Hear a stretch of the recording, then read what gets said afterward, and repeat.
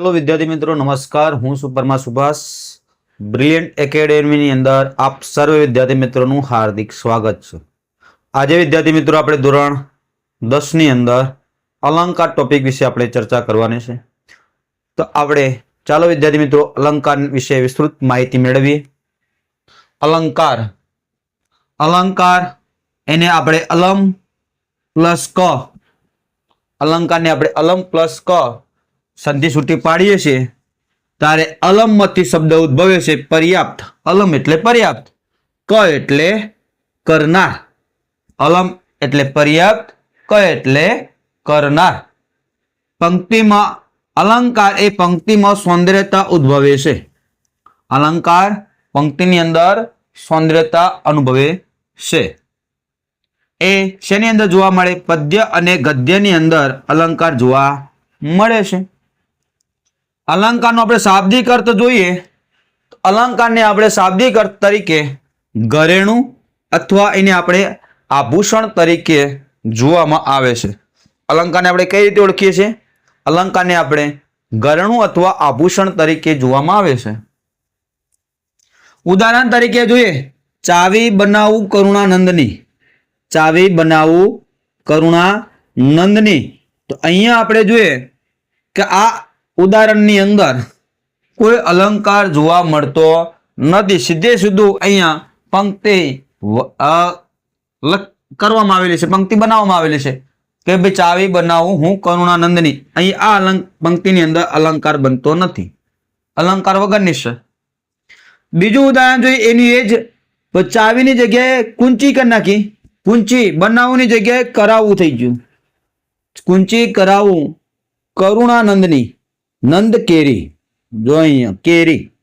तो अहींया पंक्तिनी अंदर अलंकार जोवा मळे छे, एटले के आ पंक्ति अलंकार वाળી पंक्ति आपणे जोवा मळे छे। विद्यार्थी मित्रों, अलंकारना मुख्य बे भाग पड़े छे, बे प्रकार छे। तो कया कया छे? तो अलंकारने बे भागमां विभाजित आपणे करी शकाय छे। कया कया भागनी अंदर? एक छे शब्द अलंकार, एक अलंकार शब्द अलंकार, एम बीजो अर्थ अलंकार। शब्द अलंकार एटले के शब्द ने आधारे अलंकार नी अंदर चमत्कृति जोवा मळे छे, उद्भवे छे। ज्यारे अर्थ अलंकार नी अंदर अर्थ प्रमाणे अंदर अलंकार नी अंदर चमत्कृति जोवा आपणे मळती होय छे।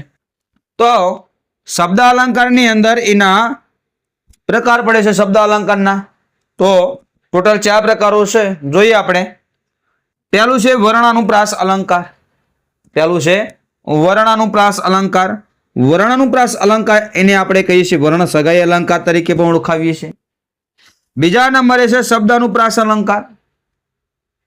शब्दानुप्रास अलंकार अने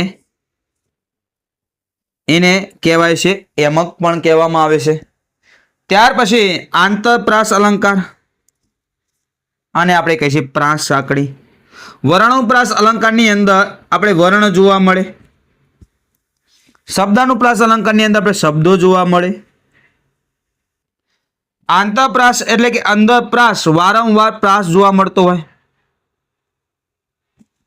अंत्यानुप्रास अथवा प्रासानुप्रास। अंत्यानुप्रास एटले अंते शब्दनो प्रास जोवा मळे। शब्दने अंते शुं जोवा मळे? प्रास जोवा मळे। अर्थ अलंकार नी अंदर आपणे जोईए तो उपमा अलंकार, उत्प्रेक्षा अलंकार,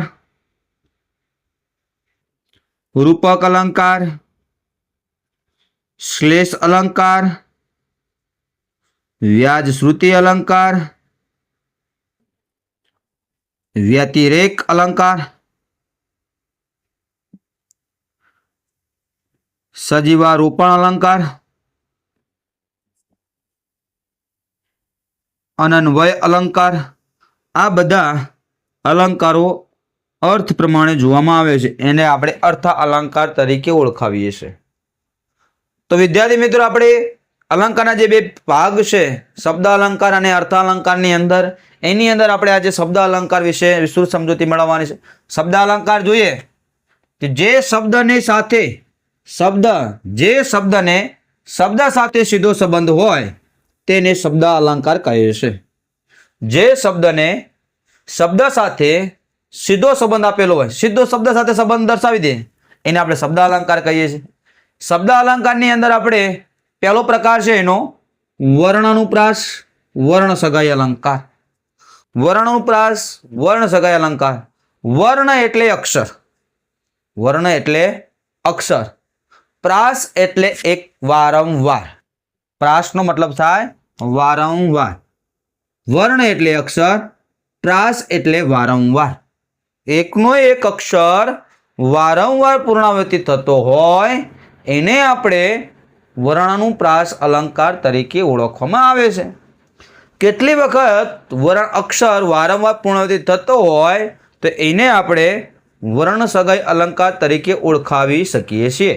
તો કેટલી વખત આપણે જોઈએ, બે ઓછામાં ઓછા બે કે તેથી બે થી વધુ વખત ગમે તેટલી વખત પુનરાવર્તિત થતો હોય એને આપણે વર્ણ સગાઈ અલંકાર અથવા વર્ણાનુપ્રાસ અલંકાર તરીકે ઓળખવામાં આવે છે.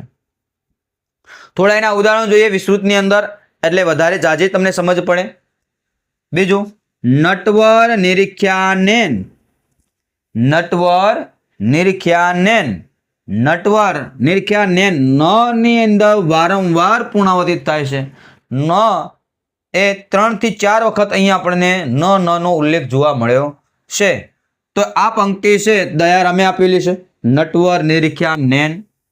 બીજા ઉદાહરણની અંદર આપણે જોઈએ તો મીઠા મધુને મીઠા મેહુલા રેલું. આ પંક્તિ કવિ બોટાકદરની છે, પણ અહીંયા અંદર કયો અક્ષર વારંવાર પૂર્ણ થાય છે? તો મ અક્ષર છે એ વારંવાર પુનરાવર્તિત થાય છે.